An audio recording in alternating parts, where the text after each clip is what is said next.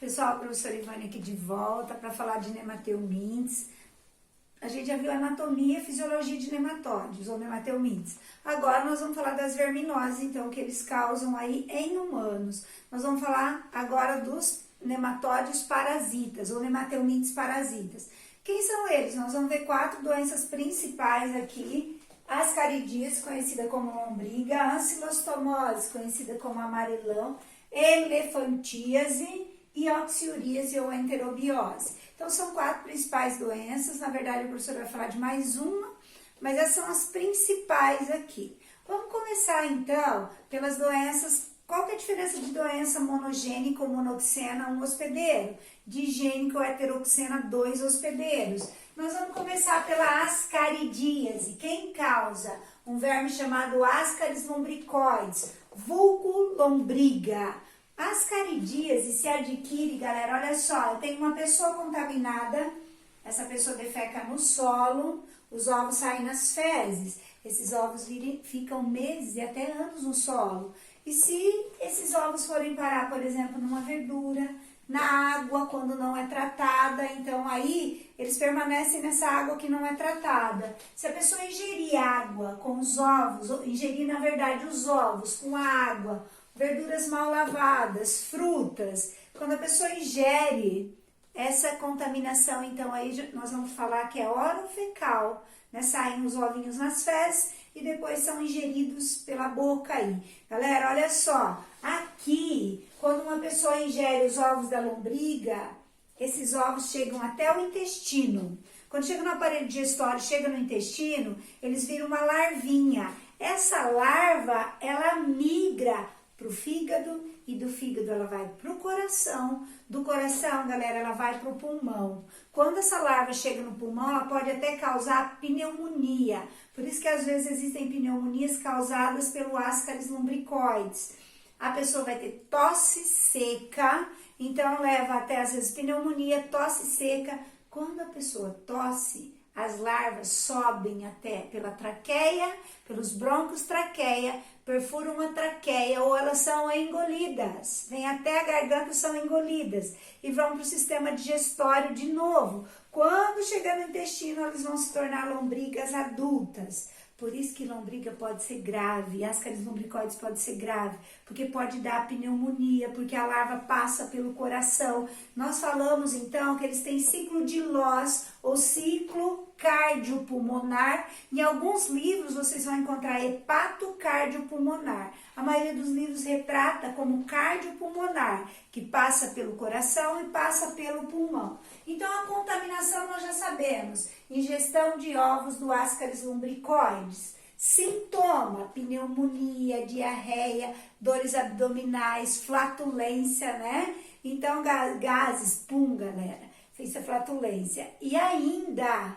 a pessoa pode ter a pneumonia que é grave e quando a pessoa tem muitas lombrigas no intestino, elas formam um bolo de Ascaris e fazem uma obstrução da entrada do intestino. Quando muito mesmo verme pelo intestino, elas podem migrar pelo sistema digestório, sair pelo nariz, pelo ouvido, pela boca. Se elas tentarem sair pela garganta, elas podem provocar asfixia.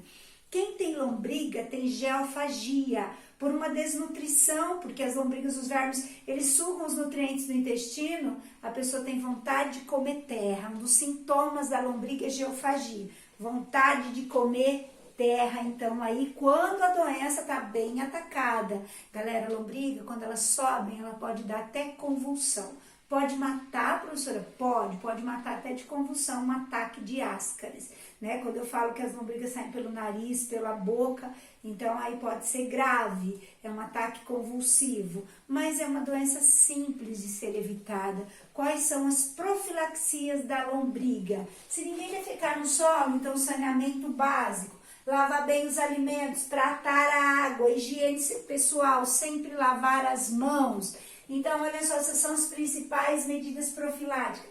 Tratar as pessoas doentes, para que elas não espalhem os ovinhos por aí no solo. Então, tudo isso é profilaxia. Tratar as doentes, saneamento básico, higiene pessoal, lavar bem os alimentos, tratar a água, galera. Olha só, agora, então a gente fecha as caridíase, doença monoxena ou monogênica, um hospedeiro só o homem. Nós vamos para a segunda doença agora, que é o amarelão, também conhecido como ancilostomose ou necaturose. Vamos fazer o ciclo de vida aqui, ancilóstoma duodenale ou necator americano. São dois os vermes que provocam amarelão. Ancilóstoma duodenale ou necator americanos. Quando uma pessoa tem amarelão, galera, a pessoa fica desanimada, sonolenta, prostrada, porque o verme se alimenta de sangue do intestino. Ele é um verme bem pequenininho, o verme do amarelão. Tem de 2 a 4 centímetros, então ele é bem pequeno. E o ancilóstoma, no intestino, os ovinhos saem nas fezes. Quando os ovos saem nas fezes, esses ovos se transformam no solo em larvas rabditoides e depois filarioides. As larvas filarioides têm a capacidade de atravessar a pele humana de maneira ativa. Então, olha só, alguém tinha amarelão, defecou no solo. Os ovos no solo, galera, eles viram larvas. Então, aqui nós vamos ter a presença de larvas. As larvas, quando alguém anda descalço, elas penetram na pele. E quando elas penetram na pele, elas caem no sangue, entram pela pele, então é contaminação de maneira ativa. Larvas penetram de maneira ativa pela pele, caem no sangue, do sangue elas migram para o coração, para o pulmão e fazem o mesmo ciclo da lombriga, cardiopulmonar. Aí pode dar pneumonia, tosse seca. Eles fazem o mesmo processo, vão até a garganta, furam a traqueia, voltam para o sistema digestório. Quando chega no intestino, eles se tornam adultos e começam a se reproduzir. Lembrando que eles são dioicos, de sexos separados, então, e começam a botar ovinhos. Eles se alimentam de sangue, a boca deles é aquela, ó, que tem placas cortantes assim, ó, parece uma boca do monstrinho. Mas essa boca serrilhada suga sangue. E aí isso deixa a pessoa, quando ela tem muito verme, anêmica, pálida. Amarelão é a doença de um personagem de Monteiro Lobato, Jeca Tatu. É também de um personagem do Severino, do Morte e Vida Severina. Então, ligando a biologia com a literatura aí, galera, são doenças comuns na população carente, na população pobre e principalmente em locais onde não tem saneamento básico. Então, olha só agora, esse amarelão aqui, a pessoa contaminou. Quais são os sintomas? Sonolência, desânimo, prostração, anemia, porque o verme se alimenta de sangue. Essa doença, então, aí pode dar pneumonia, porque a larva passa pelo pulmão também. Pode ser grave? Pode. Então, tanto lombriga como o amarelão podem dar pneumonia, né? Agora, como que combate isso, professora? Quais são as profilaxias do amarelão? Andar calçado. Se mexer no solo, tem que usar luva, porque a larva pode penetrar pela palma da mão. Geralmente ela entra pela planta dos pés, quando a pessoa anda descalço, mas ela pode entrar pelas mãos aí. Então, usar luva e saneamento básico. Se ninguém defecar no solo, tiver rede de esgoto, nós não vamos ter nem lombriga, nós não vamos ter amarelão, galera. Então, saneamento básico, olha só, andar sempre calçado, tratar as pessoas doentes para que as pessoas não espalhem os ovinhos por aí, são formas aí de profilaxia para o amarelão. Andar calçado ou não andar descalço. Essas são as principais formas de profilaxia. Tratando as pessoas doentes, saneamento básico, né? Não defecar no solo. Isso, então, é importante. Olha só, agora nós vamos ter essas duas doenças, tanto as caridíase como a ancilostomose, são monogênicas ou monoxenas, um hospedeiro só. Agora nós vamos falar, então, aí de elefantíase, doença heteroxena ou digênica. Aqui nós já temos 2 hospedeiros. No Brasil temos poucos casos, mas elefantíase é extremamente comum na África, em algumas aldeias. Como pega elefantíase? Não sei se vocês conseguem visualizar, mas a professora fez uma perna aqui diferente da outra, para dizer que uma perna está contaminada com elefantíase. Olha só, galera, quem tem elefantíase tem vermes adultos nos vasos linfáticos. O sistema linfático é um sistema acessório do sistema circulatório. Ele recolhe o líquido que sobra entre o sangue e os tecidos. E esse sistema, sistema linfático, esses vasos linfáticos também defendem o nosso corpo. Então, olha só, quando eu tenho um verme no vaso linfático, eles se reproduzem. E durante a noite, aí eles põem ovinhos, que evoluem para larvas. Durante a noite, as larvas vêm para a superfície da pele. Vem um mosquito, hospedeiro intermediário, então aí, chama mosquito culex. E o mosquito pica a pessoa que está com elefantíase. Quando o mosquito pica, ele recebe a larva na saliva. Quando ele recebe a larva na saliva, galera, ele vai transportar essa larva para uma outra pessoa. Quando ele pica a outra pessoa, ele passa as microfilárias, que são as larvinhas, elas vão cair no sangue, do sangue vão migrar para os vasos linfáticos. Quando elas migram para os vasos linfáticos, elas obstruem o vaso, que não consegue mais retirar o líquido da troca do sangue com os tecidos. E o vaso obstruído vai ficando entupido, então aí vai acumulando linfa nos tecidos. E o vaso obstruído também vai acumulando e a linfa não circula. E aí começa a inchar. Essa doença não tem cura, ela tem tratamentos paliativos. A pessoa pode drenar a linfa, tirar o excesso. Mas elefantíase é uma doença crônica. A pessoa terá para sempre. Professora, então vai ter na perna, no seio, no testículo. E se a pessoa amputar a perna? Galera, entre ter uma perna pesada e uma perna amputada, às vezes é melhor ter uma perna pesada. Se eu amputar a perna, amputo a parte que está contaminada, onde a doença se desenvolveu mais, corre o risco da larva migrar para outro lugar e desenvolver em outro lugar. Então a pessoa vai perder aquele membro e vai desenvolver a doença em outro membro. Imagina, então ela vai ter um aumento significativo dessa doença. Olha só, a elefantíase não tem cura, pega pela picada do mosquito, o mosquito culex, sempre fêmea, porque a fêmea que precisa de sangue humano para poder botar ovos. Então, toda fêmea, ela é hematófaga, por isso que sempre mosquito fêmea. Doença heteroxena, contaminação, picada da fêmea do mosquito culex, contaminado, então aí tem que ter picado alguém que tinha elefantíase.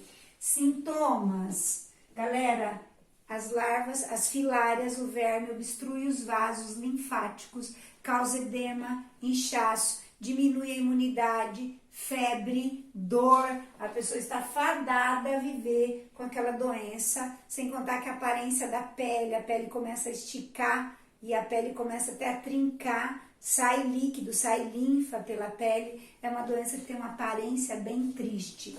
Qual é a profilaxia, professora? Colocar telas nas janelas para o mosquito não entrar, né? Galera, isolar a parte do corpo doente, usar calça, cobrir aquela parte que está com maior infestação, porque se o mosquito pica, é onde ele vai adquirir mais larvas para picar outras pessoas. Então, geralmente cobrir, enfaixar aquela parte que está doente do corpo. Combater o mosquito, usar repelente, colocar telas nas janelas, evitar água parada. Então, tudo isso repele e diminui a elefantíase, então, aí. Olha só, é uma doença grave, não tem cura. Pessoal, e a heteroxena? Agora, em alguns casos do mundo, já foi relatado outros mosquitos contaminando as pessoas com elefantíase. Mas o principal é o culex. Às vezes ele já foi transmitido pelo anófeles.